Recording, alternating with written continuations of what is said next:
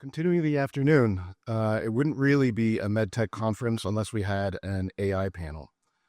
We've had one for the past 5 years, and one of the things that we've kind of noticed of the space of the past 5 years is that while we've been increasingly excited about the promise of AI, over a space of time, we've discovered that execution leaves something to be desired. Every year, we probably see about 20% increase in the disclosures to TG, the number of AI or machine learning technologies to our office.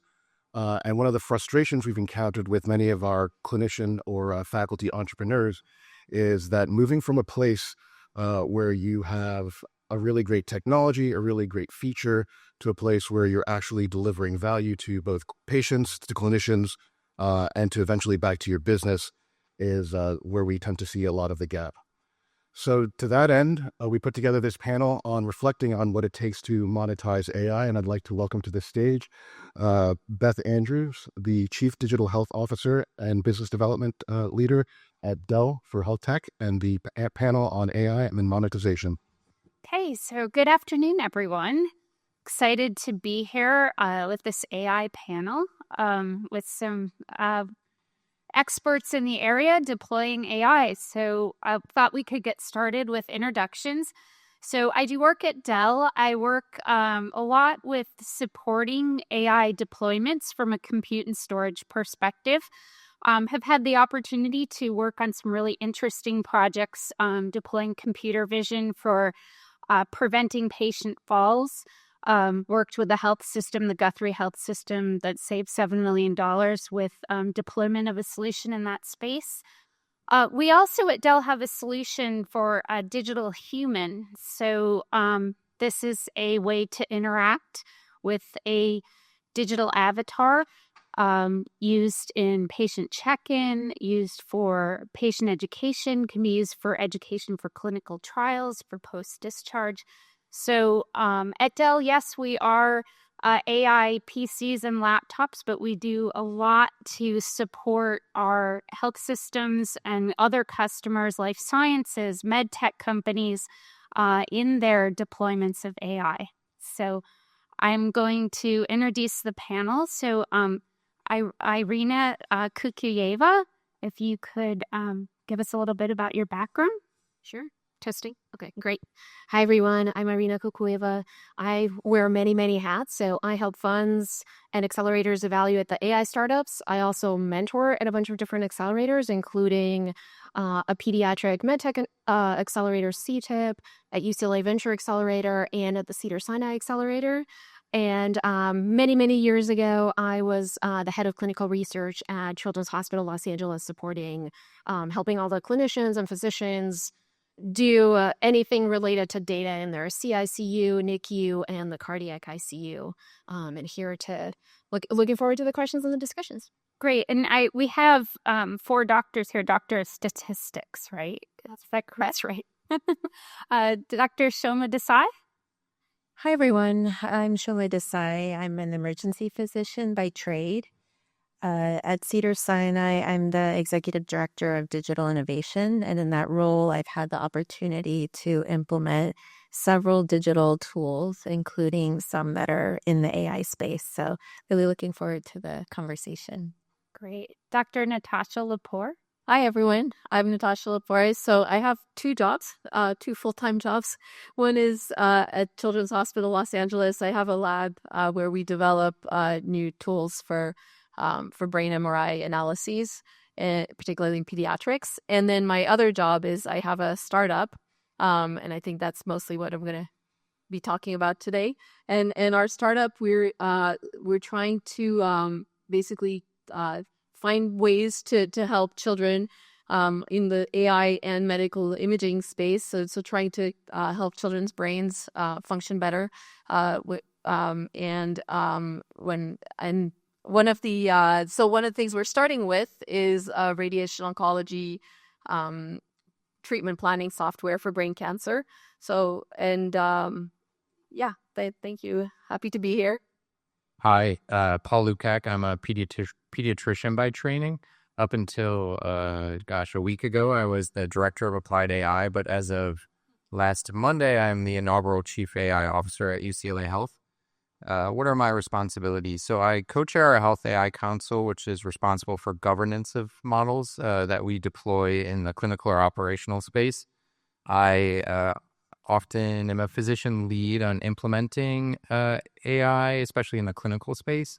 And then lastly, in my new role, core focus will be formulating a more of a comprehensive AI strategy for the health system. Great. So we wanted to talk about some of the AI deployments, and I know we have a diverse audience, but a lot of people, we were asked to really talk about how to do some of these things and some of the challenges and so the great successes and promise that AI brings. So to start off to Paul, what does it look like when clinicians are delighted with a product on day one? Do you have any examples? Yeah, I mean, one example that people will hear a lot about and it makes me smile is AI scribes or ambient listening technology.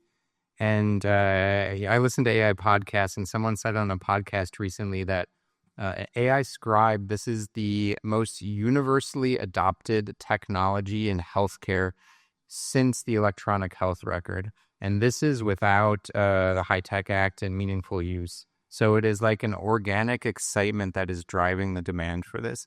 What does that look like? It means my inbox is flooded with physicians who say that this technology has like restored my work-life balance. I don't have to write notes when I go home. I can look at my patient when we're in the room rather than just look at my computer. So that is what it looks like, delight from day one. And Shoma, I have a feeling this is going to happen a lot, but Paul stole my answer.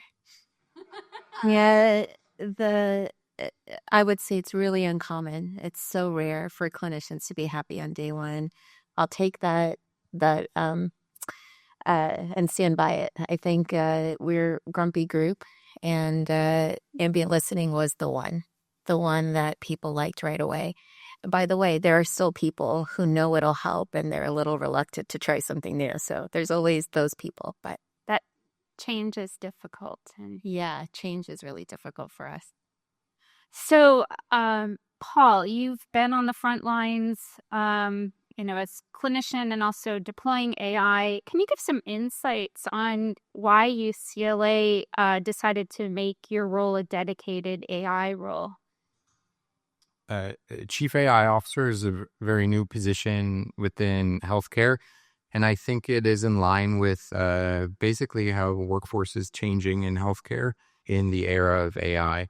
And what I mean by that is it's very dynamic. It's very fast moving. It's controlled chaos.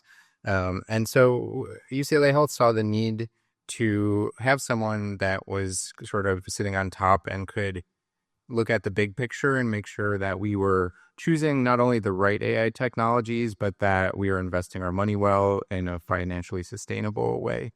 And I think the role is still, we're still defining it, because probably a chief AI officer at another health system like Cedar's, his responsibilities might look very different than mine. Okay. A couple more sort of clinician-focused questions. So, Shoma, you've been on the front lines as well of AI implementation at Cedars. What do startups fail to anticipate about developing digital tools for ambulatory settings? Yeah, I think we've had some of this in practice. It might be difficult to anticipate for an outsider, but ambulatory care settings are highly variable. So you might come in thinking, hey, I have a great tool for you. It's going to make a great clinical impact.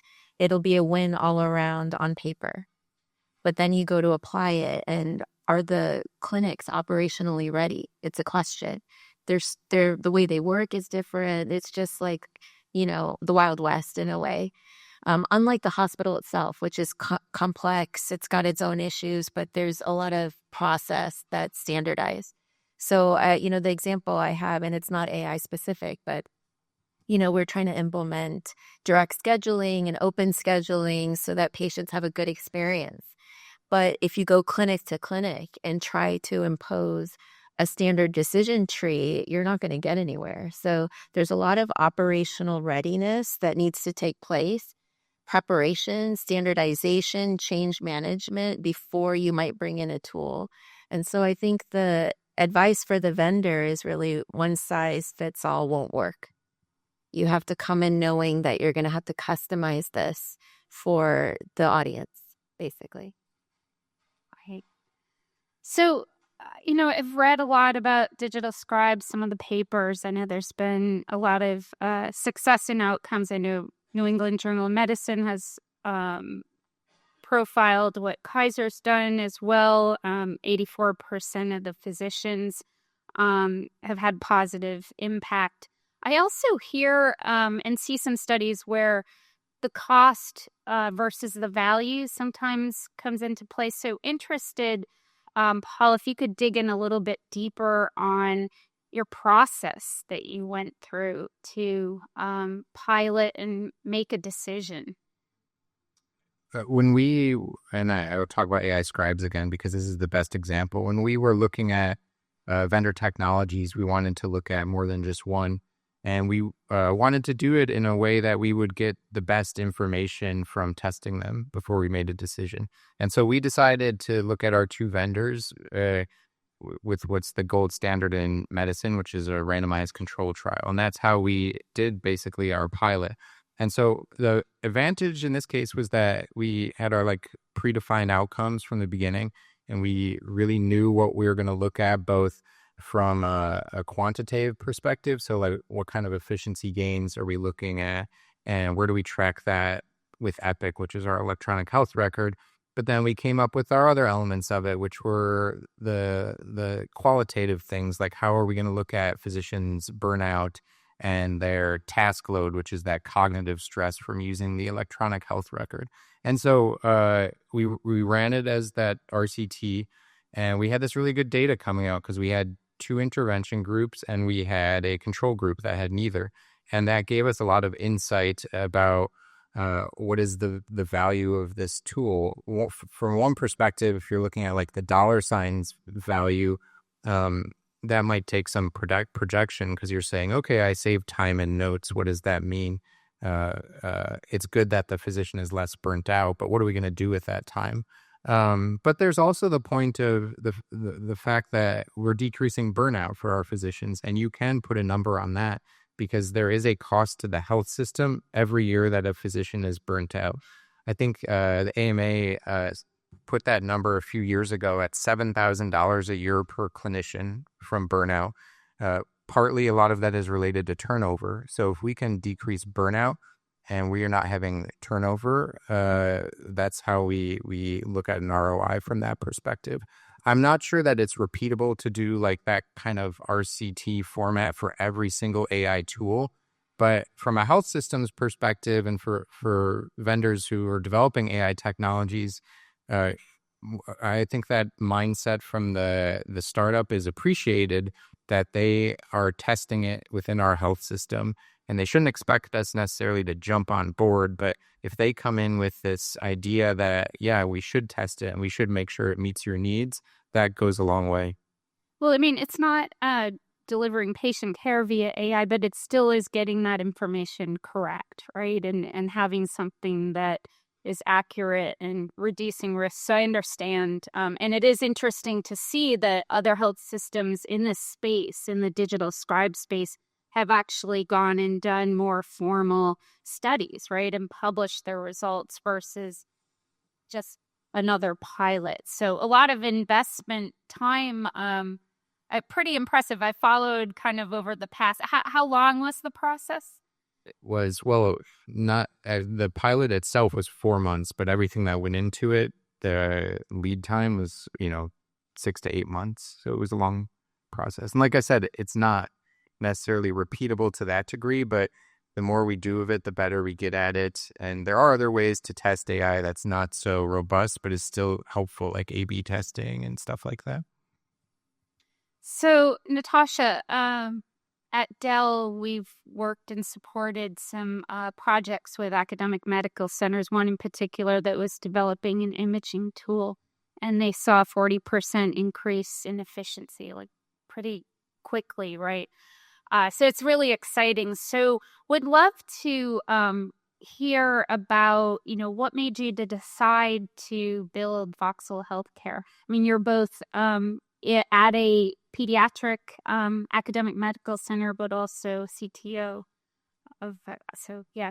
Yeah, thank you for that question. Yeah, so we develop a lot of software in my labs. That's what we do, medical imaging software for research, and a lot of that software ended up just, the student leaves, it stays in the lab, it never really makes it to the clinic, and it was getting a little bit frustrating that we were developing all these tools that we thought were really cool, and then they never actually made it beyond the lab. And so we went to see the head of radiology and said, well, what do you need? And that's how it started. And then we applied for an NSF I-Corps grant, just customer discovery grant. And we ended up interviewing more than 350 clinicians and other people in the medical imaging space, and just sort of asking everyone, like, what do you need? And that's how we came up with Voxel Healthcare. So, Irina, your email signature says, AI not delivered as a data product leads to hallucinations and nightmares. When evaluating AI startups for investors, how do you gauge clinical utility versus AI hype? Yeah, no, that's a good question. And my panelists touch on that, in part, right? A part of it is, do you understand the clinical workflow? What is repeatable? What's not? Are you solving an actual customer pain point? And since you're going to go after investment dollars, is there an actual market, like $1 billion market opportunity there? A lot of startups forget that. And then the other part we just talked about, medical images. There's one thing that I see time and time again is data leakage. So this happens a lot in healthcare. So what does that look like? So by the time the patient gets to that ultrasound or that MRI, they have to go through a primary care doctor and a specialist, and then they get the imaging, and probably the insurance has to sign off on it as well. So if my silly little model says everyone has this condition, I'm going to do just about as well as whatever gets pitched. What Natasha's team does differently, and I don't know if you noticed that in the introduction, is they talk about different care pathways. She didn't talk about diagnoses, which I think a lot of the other startups in healthcare, they tend to focus on how do we predict the diagnoses, but is that the actual clinical workflow? Usually not. And so I think, those are kind of some of the things that startups in healthcare tend to struggle with. It's a great insight. And I think, Natasha, just as a follow-up, how should startups pitch to investors? Yeah, I think actually exactly that way. So I think the main thing is, did you do your due diligence? Did you talk to clinicians? Did you talk to hospitals? Do you know how you're going to finance your product? So how are they going to pay? So all of these questions that you have to do through customer discoveries, I think are really, really important. And then the other thing I think for startups is I think the team. All the investors have told us that really, like, the team is the most important thing that they're investing in, not necessarily the product. The product might change over time, but really they need the team to be both, like, teachable. I think that's one thing we heard a lot, like a teachable team, so people were willing to listen, and then also obviously also having the expertise, so in both ideally the business side and the tech side and medical side also, as well, if at all possible. So Irina, you've seen so many companies, and in your background as well, the roles that you've had in commercializing technology. What are the common mistakes medtech startups make, or what are some of the things they seem to do really well? Sure. So besides the potential data leakage, I think one of the things that I personally struggle with as a non-clinician is sometimes the pitch is too technical. I can't even summarize in a subject line why this startup why are they so different, so that the investor will even click to see if they want an intro. I was and it's not just medtech, actually. Any technical founder. We were talking at lunch, and I listened to a quantum pitch on Tuesday, and it was a 1 hour pitch to experts, and 53 of those minutes I did not understand. Which I'm flattered that the founder thought that we were smart enough and that we are a physician. But just was over my head. And then again, it's much harder to help. It's much harder to make those introductions. Where I see a lot of startups do really well is, kind of as Natasha pointed out, I think your moat is that patient experience. You see it every day. Having the data from what you learn from becomes that secondary wedge. And a lot of startups do really well there. And then if you can align the incentives between, hey, I've saved this much time, or if you can translate burnout to dollars, and then the way that you're pricing for it aligns with that makes it much easier to get buy-in. So shifting back a little bit to clinical implementations and clinical setting.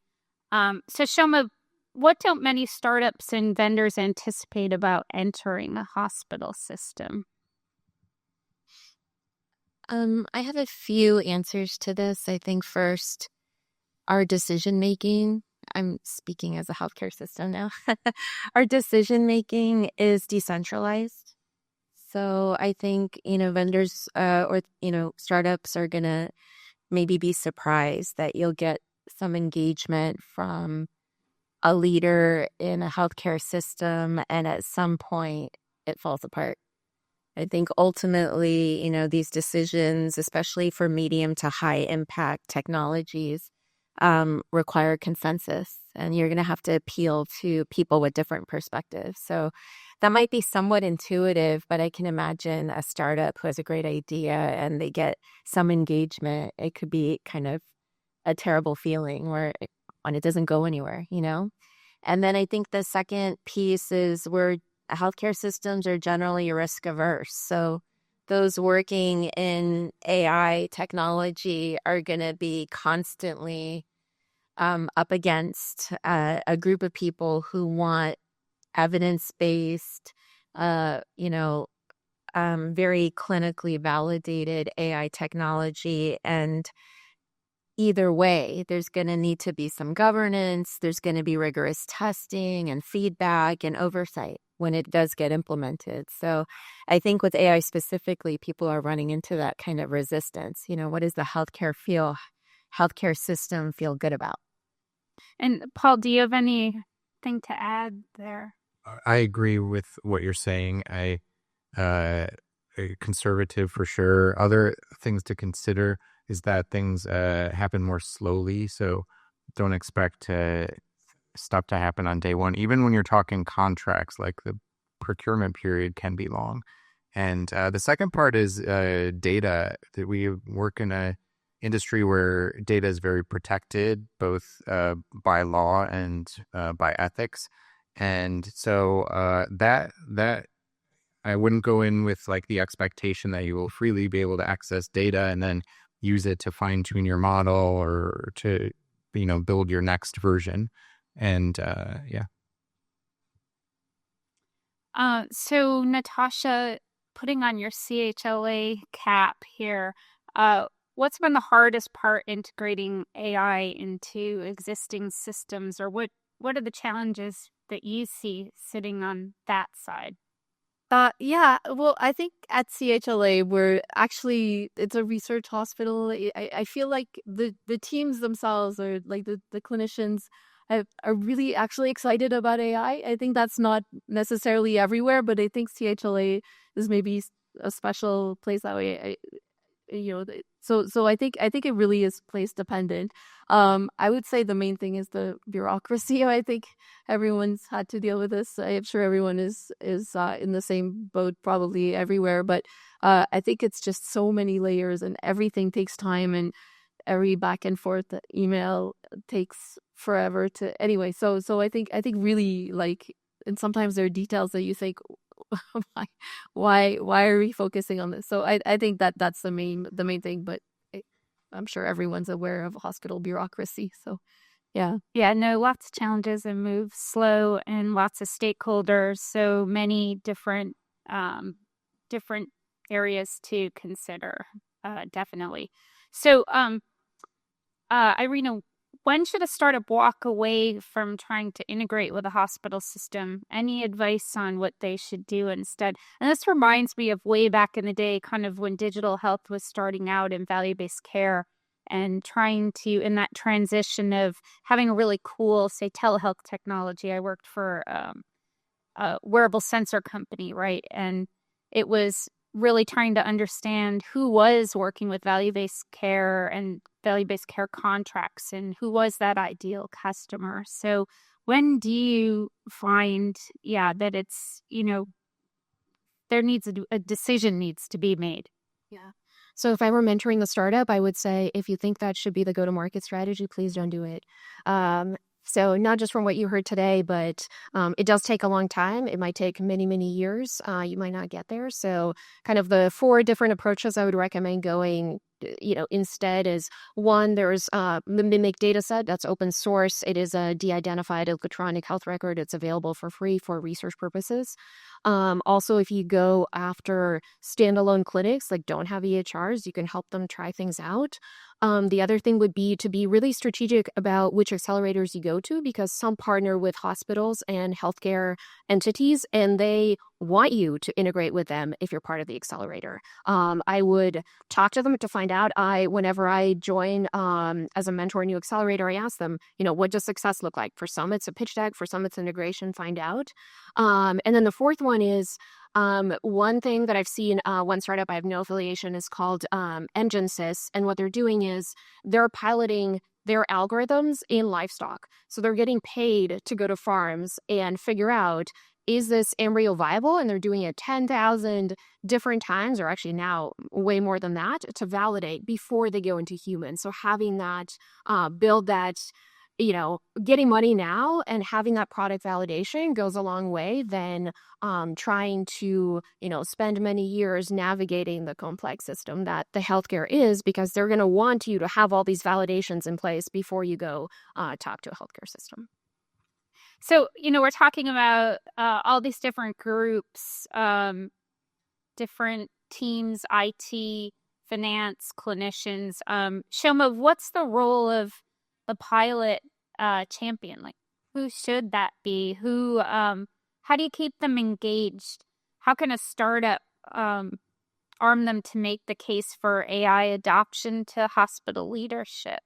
Yeah, so that's a great question. Pilot champions are key. They're so important. And I think, it's on the hospital side, it's our job to find the right person. What we're looking for is someone who has influence, positive influence over the end users. And so if it's a clinical product, we're going to be looking for a clinician with, who's well respected and understands the end user and their workflows. And their role is to, be that communication point between the clinical group and the startup. And what I would say is, this person's key in being able to get adoption, get people liking it, bringing back the right feedback and advocating for what's best for the organization or the patient, basically de-risking the whole initiative.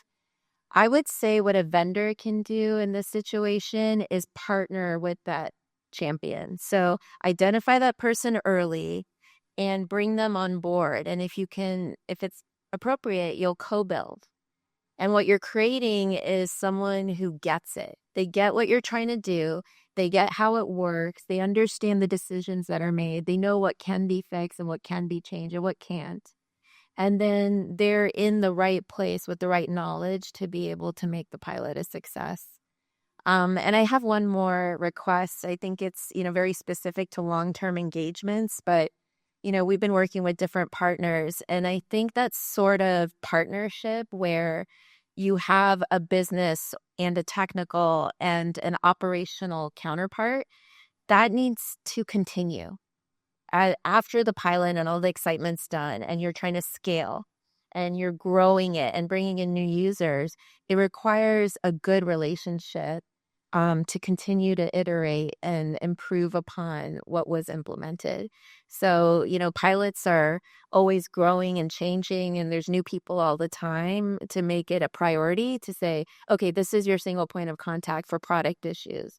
That kind of effort is going to be great in the long run for the project. Yeah. That's so important because you can go in after deployment and, how is that adoption driven? And is there training issues? Are there other issues? Which kind of leads to another question for Paul on change management. So many great products exist. You go roll them out and maybe they're not used or a solution fails. So I know when I was deploying remote patient monitoring, it was often post-deployment knowing, is it a training issue? Is it real change management? So wondered if you, Paul, could comment on change management with the projects that you've worked on. I think it starts really up front in the sense that the wrong thing to do is to make it feel like this change or this innovation is being imposed upon the end user. It's very important, with that being said, it's very important to have the end users involved at the very beginning, because they're going to tell you what's going to work and what's not going to work. Because I can sit through, AI scribe demos all day long, and I can like every single vendor that I see, but perhaps it doesn't fit something with our workflows or our health system. And so I think that's very important. I will give that an example that something I admire with our Chief Nursing Informatics Officer. Her name is Donna Wellbaum, and she works with nurses who it's well known that our nursing unions nationally have concerns about the use of AI, and it comes up frequently. And her approach to that is when she's testing AI models that will be used by her nurses in the clinical space, she brings them into a lab literally on campus. She brings some bedside nurses in, like 20 nurses, and they get to try out the tool and they test it and they give feedback. And that actually, this is practice for us because we're testing it to see if it's something that we want to use in a real world environment. But not only are we getting like that valuable testing information, she's generating this organic excitement. And that all goes back to, you don't want to feel like you're imposing a technology on the end user. Yeah, you bring up a great point. I mean, with the strong, especially in California, nurse ratios and the unions. And we all feel that, right, with the changes in our organization, like what is AI replacing or what is it augmenting? So you've encountered that, I guess. So Natasha, how do you manage conflicting feedback from multiple health system partners and advisors as you're developing, your product at Voxel? So for the health systems, I think that is very, very difficult because as Shoma was pointing out, everywhere is different and everyone has a different idea of what they want. And so what we've done is partner up with different health systems in different parts of the country and sort of tried to get feedback from all of them and kind of trying to see what works for different places, but every hospital is different. Everyone has a different system, so that's been a little bit challenging. I don't have the final perfect answer, but at least we've tried to just sort of talk to different people and get feedback from a bunch of different hospitals. In terms of advisors, as a startup, we do have a lot of people helping us, and it's been really nice. Like we've been getting a lot of help for a lot of people. The one thing is, a lot of times they'll have advice that's exactly in conflict with the other person who's talking to us. So we've having multiple advisors, and of course we appreciate their feedback. We want to do what they say, or as much as we think is relevant. And so for a while we had our pitch deck, and we kept changing the slides. Like one person would say, no, you have to put your team slide at the beginning, and then the next person would say, no, you have to put it at the end. For sure, you have to put it at the end. So we kept every time we talked to someone else, we changed the order of our slides, the content, and so on. At some point, we sort of decided we're going to take everyone's advice and listen to it, but we're going to do what we think is right in the end. And we are experts in what we're doing. And so now we trust our own judgment a lot more, and it's worked out very well for us. So, Paul, what's one thing a vendor can say in a pitch to you that immediately makes you skeptical in the AI space? I would say don't give the presentation to me that you're giving to the venture capitalist. And there's an example of this. I won't name the company, but we were evaluating this certain technology. We were doing due diligence and meeting with various different vendors. And the people in the room were not necessarily like tech executives, but they were hospital leadership and clinical leadership. And the PowerPoint was, oh yeah, we have 250 million in Series B, and at this place we saved them this much money, and class research ranked us best in class or something. And the question came up multiple times. Can we see a demo of your product? Can we see a demo of your product? And it got to the end of the hour and we never saw the demo. So missed the mark. So what is that? Yeah, you need to listen to the health system. And I would argue show more interest and have more questions for us than we have questions for you. Because you should want to know, what are our pain points? How do things work here? Where do we fit into that equation? Yeah. And Irina, what's one thing a startup can say in a pitch that immediately makes you skeptical? I would say accuracy in the 90s, especially over 95%, because that might suggest there could be data leakage or other issues. So lots and lots of AI startups will pitch super high accuracy, and then we dig into also product testing, what's going on, and then there's some orange flags there most of the time. So what would you all say, I don't know who wants this question, to that entrepreneur or researcher who believes that they have the next MedTech AI unicorn? I was going to say, don't quit your day job. I was going to play devil's advocate and say, go for it. I think there's a lot of resources out. There's a lot of free resources out there. There's a lot of amazing accelerators. Obviously, panelists hear founders, learn from them.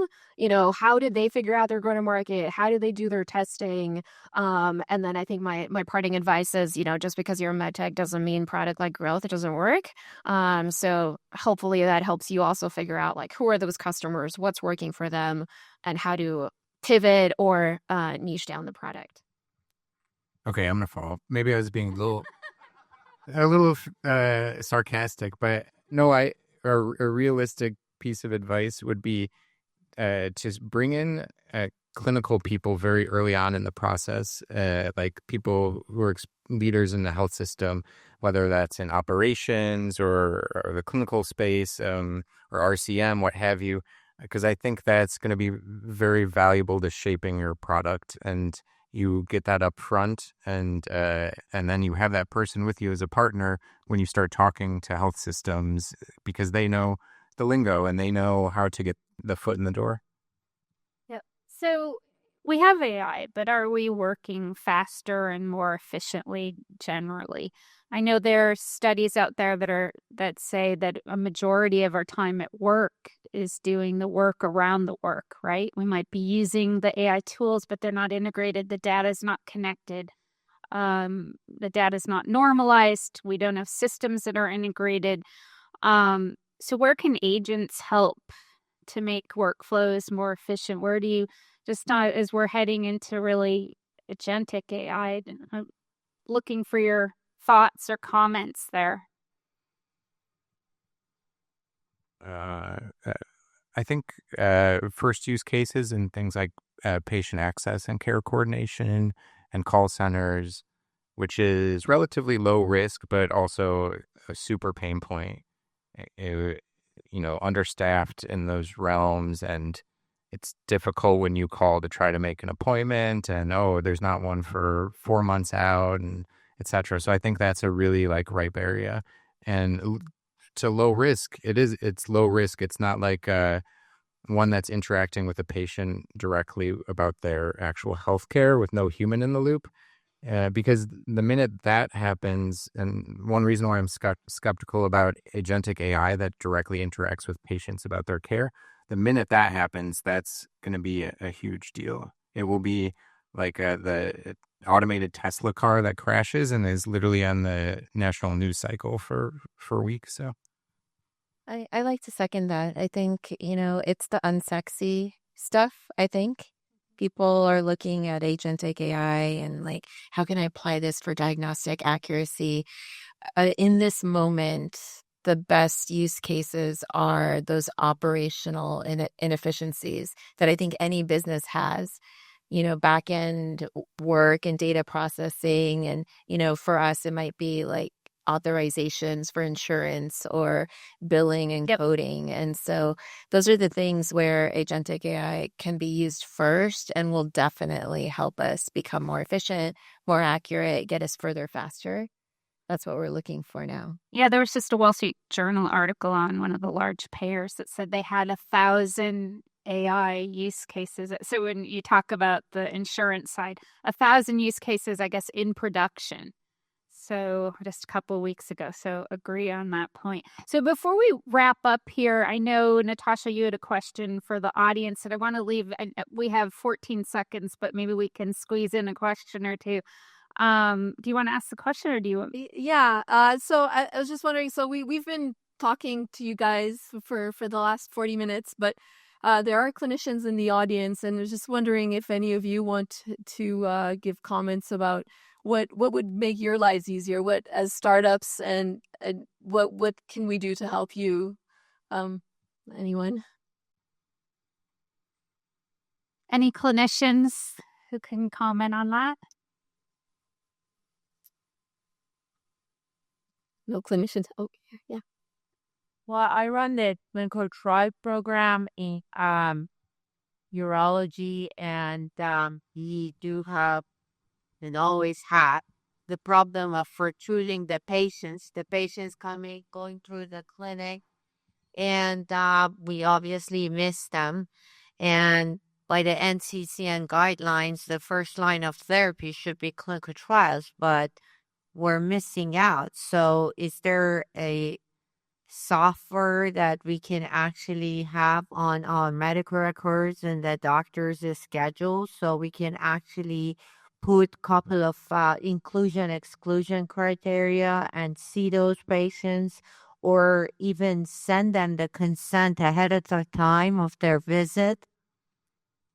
Yeah, that would be excellent. Yeah, for us too. I mean, I do a lot of research, and searching the database is always a bit of a pain. So and then also recruitment. So I well aware of the problem, but that's a great idea. Yep, and I'll chime in. We were part of Cancer X last year at Dell, and so any accelerators, but they had an accelerator. So there's lots of ways to interact. I don't know if you're talking oncology specific, but there's ways to interact in sort of very specific areas based on an accelerator, right? And they're tackling a lot of those needs. I'll put a plug too for the digital human. That's a really good way to educate patients on clinical trials. So looking at a digital avatar to do that, to have those conversations with the patient about what the trial is about. So any other questions out there for the panel? Is that build versus buy? Does anyone want to tackle that? Yeah, actually, so we did talk to different hospitals that had their own in-house product.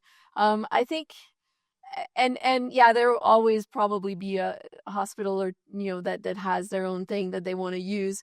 On the other hand, I think one of the things that clinicians value a lot is reliability and a software that's been really well validated and that they know they can trust. And I think with in-house products that you obviously don't have that. And so I think once once you prove yourself in the market, then it becomes a lot easier to sort of bypass these in-house products. So, and data you train on, and sort of what might be unique data sets, I think maybe plays into it as well.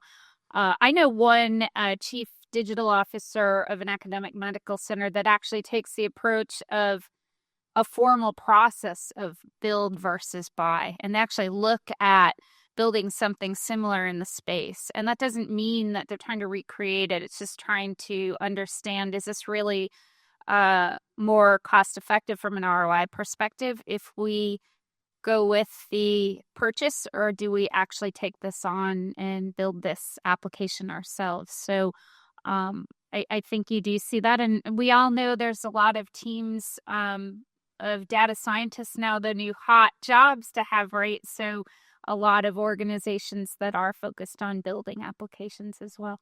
So any other questions? I know we're a couple minutes over, so. We're told no more questions. All right. Okay. Thank you, everyone.